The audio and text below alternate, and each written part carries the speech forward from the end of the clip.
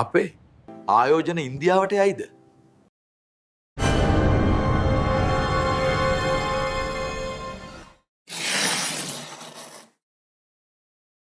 රාජ්‍ය ආයතනවල එකතු වෙලා මේ ගමන යන්න ඕනේ කියලා හිතුවිල්ල රාජ්‍ය ආයතනවල අමතිතුමාලා තේරුම් අරගෙන කරගෙන යනවා දැන් වැඩි. හැබැයි ඒකම දේ රජයේ නිලධාරීන් ටිකෙක් අවුලා ඒක කරන්නේ නැති පාටක් තමයි පේන්නේ. රජයේ නිලධාරීන් ඒගොල්ලන්ගේ තියෙන සර්කියුලර්ස් ගැන කල්පනා කර ඒගොල්ලෝ ඒක ගැනමයි හිතා ඉන්නේ. ඒ හින්දා තමයි මේ වැඩ ගොඩක් පරක්කු වෙන්නේ. අපි ඉතින් හැම ආයතනෙටම නිකන් කතා කර ඉන්නේ නැතු පළවෙනිට කතා කරමු ආයෝජන මණ්ඩලය ගැන. ඒකේ තියෙනවා ගොඩාක් දේවල් ටිකක්. ඒකේ තියෙනවා දැන් මේ දවස්වල යන කතාවක් තමයි zone එක ඩෙවලොප් කරන්නයි කියලා ලොකුවට කතා කරගෙන යනවා. කතා කරගෙන ගිහලා දැන් zone ඩෙවලොප් කරන්න ඉඩම් එහෙම හොයලා ඉඩම් වල මෙන්නලා ඊට පස්සේ ඒක පවර ගන්න ගියාම අනිත් ආයතන වලින් ඒක පවරා ගැනීම කරලා දෙන්නේ නැහැ. ඒකට එහෙම කරලා දෙන්නේ නැති වුණාම මොකද වෙන්නේ? අර zone එක ආයෝජන මණ්ඩලය හරහා කිරීම තව පමා වෙනවා. ඒ පමා වෙන්න හේතුව ඇවිල්ලා ඒ ඉඩම් ගැනීම ඔක්කොම කරලා ඉවරලා ඒවා ඒ දිසා කාර්යාලය වලට දුන්නාම ඒ කාර්යාලය වලින් හරියටම නිදාස් කරලා ආයෝජන මණ්ඩලය නිදාස් කරලා නැහැ. එහෙම නැති වුණාම ආයෝජන මණ්ඩලයට ඒක මාකට් කරන්න බෑ. ඒ මාකට් කරන්න බැරි වුණාම ආයෝජකයෝ ගෙන්න ගන්න විදියකුත් නැහැ. දැන් තියෙන ලෝකේ ප්‍රවණතාවය වෙනකොට ආයෝජකයෝ කොහොමද අඩුවෙන් තමයි ආයෝජන වලට යන්නේ. ඒත් එහෙම දීත්ටි ඒන කීප දෙනාව හරි රඳව ගන්න නම් අපි මේ කාලෙට ඒ ඉඩම් ටික ඒ මිනිස්සුන්ට ලබා දෙන්න ඕන. ඒගොල්ලන්ගේ ඒ ව්‍යාපාර කරන්න. එහෙම කරන්න ඒ ඉඩම් ටික ලෑස්ති කරලා දෙන්න ඕන. ලොකු ඉඩමක් අරගෙන මිසක්ක මේ කලාපයක් දාන්න බෑ ආයෝජන මණ්ඩලයට. අඩුම අක්කර 700ක් වගේ තියෙන්න ඕන. එතකොට තමයි ඒක ව්‍යාපෘතියට ගෝචර වෙන්නේ. එහෙම නැත්නම් ඒ ව්‍යාපෘතිය සාර්ථක වෙන්නේ නැහැ. මොකද ඒ සඳහා අපි වේදන් කරන අපේ ප්‍රාර්ථනය ගොඩක් වැඩි. ඒ ප්‍රාර්ථනය වැඩි වුණාම ඒකෙන් හරි ප්‍රයෝජනයක් ගන්න නම් ලොකු ව්‍යාපාර කීපයක් ඒක ඇතුළට කර ගන්න ඕන.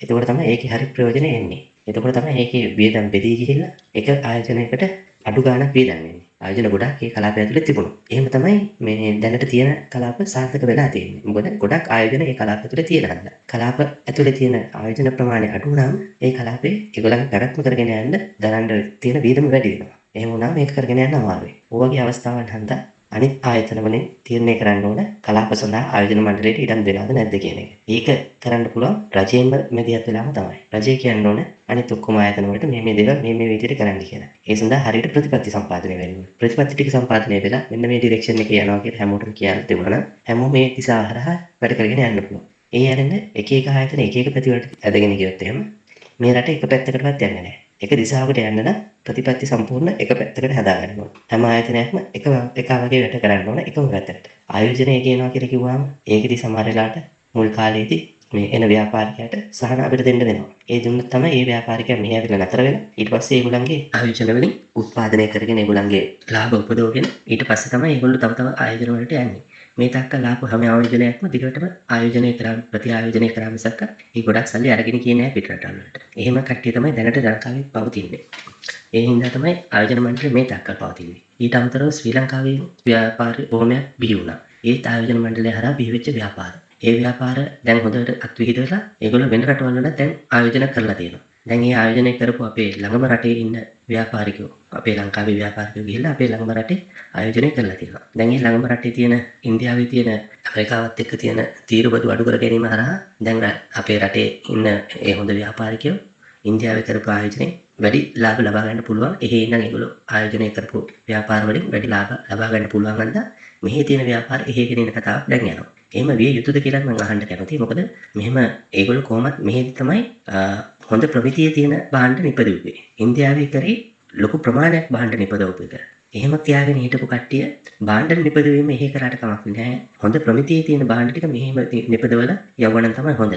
ඒත් ඉතින් ඒගොල්ලන්ගේ ලාභ සඳහා එතනට ආයෝජනය අරගෙන යනවා කියලා කියනවනම් අපිට ඒක වළක්වන්නත් බෑ. ඒ වගේම අපි බලන්න ඕන අපිට හරියන ආයෝජන මෙහෙට ගෙන්න ගන්න. මේකට අපේට හරියන ආයෝජනය කියලා කියනකොට ඒ ආයෝජනේ ලංකාවට හිත කරද කියන එක තමයි මුලින්ම බලන්න තියෙන්නේ. ඒකෙදි මේ අපිට බලන්න වෙනවා පාරිසරික සාධක එහෙම. ඒවට හරියටම සම්පාත වෙනවා නම් ඒ ආයෝජන අපේ රටට ගෙනාවට කමක් නැහැ. පාරිසරික අධ්‍යයනයක් කරාට පස්සේ ඒකෙදි පොඩි තපසුවීම් තියෙනවා නම් ඒවා හරි ගස්ස ගන්නයි කියලා ඒ ආයෝජකයට කියලා ඒව හදාගන්න හැකියාවකුත් තියෙනවා. අනිත් එක හැම දෙයක්ම මෙහි ඇවිල්ලා පරිසරය හානි කරයි මේ ව්‍යාපාරය ආවොත් කියලා එකපාර මේක ප්‍රතික්ෂේප කිරීම හොඳ නැහැ. මොකද දැන් තියෙන තාක්ෂණය හරිම දියුණුයි. තාක්ෂණිකව මීට වඩා ගොඩක් දේවල් ඇප්ලයි කරන්න පුළුවන්. ඒගොල්ලෝ දැන් ඒවා හොයාගෙන තියෙනවා. ඒ හින්දා අපිට මුලින්ම බලන්න වෙනවා ඒගොල්ලෝ ඒ සඳහා පිළියම් මොනවද යොදවන්නේ කියලා. ඒවා බලලා තමයි අපිට ඒ ආයෝජනය හරියනවද නැද්ද කියලා තීරණය කරන්න පුළුවන් වෙන්නේ. ඒ වගේම ඒ වගේ ව්‍යාපාර තවත් රටවල් වල තියෙනවද කියලා අපිට හොයලා බලන්න පුළුවන්. කිසිම රටක නැති ව්‍යාපාරයක් මෙහි කියනවා කියලා කිව්වම ඒක අහක දාන එකත් වැරදි. මොකද එහෙම ව්‍යාපාරයක් ගෙනල්ලත් මෙහි කරන්න හැකියාවක් තියෙනවා. ඒකේ පාරිසරික මේ විනාශයක් වෙනවද කියන එක මුලින්ම හොයලා බලන්න ඕන.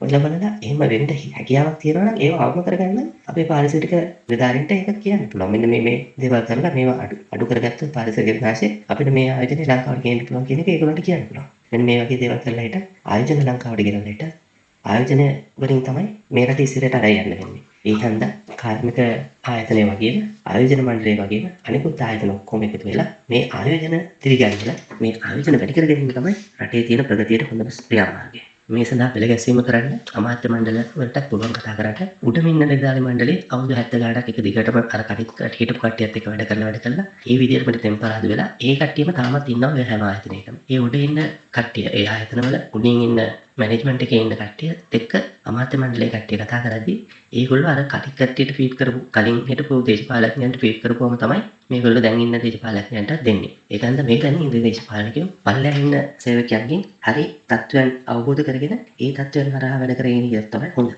පළවෙනිම දේ දැන් තියෙන දේශපාලන ව්‍යාපාරය පල්ලෙහා ඉන්න වැඩ කරන ජනතාවගේ ව්‍යාපාරයක් හන්ද වැඩ කරන ජනතාවත් එක්ක වැඩ කරන්න. එතකොට ඒගොල්ලොත් එක්ක හරියටම හැම ආයතනයකම තියෙන අඩුපාඩු සහ ඒ හරහා මග පැන්වීම ඒගොල්ලන්ගෙන් ඉගෙන ගන්න පුළුවන්. මොකද සෑහෙන කාලයක් ඒ ආයතනවල හිටපු කට්ටිය අදටත් ඉන්නවා. ඒගොල්ලොන්ට ආයතනයටත් වඩා රට ගැන හිතනවා මේ මිනිස්සු. ඒකන්ද තමයි තාමත් ඔය ආයතනේ ඉන්නේ. ඒ ආයතනේ දාලා යන්නෙත් නැත්තේ. ඒ ආයතනේ වගේම රට ගැන හිතන හන්ද තමයි. ඒකන්ද අපේ සතපහත් අරගෙන ඔය අමාත්‍යවරු මේක මීටත් ඉදිරියට රට අරන් යන්න. ඒ අරන් ගියොත් තමයි ඊළඟ අවුරුදු 5ක ඔබතුමන්ලාව බලයට ගේන්න මේ රාජ්‍ය නිලධාරීන් සහ මේ ජනතාව පෙළ ගැහෙන්නේ කියන එක මතක තියාගත්තා නම් හොඳයි.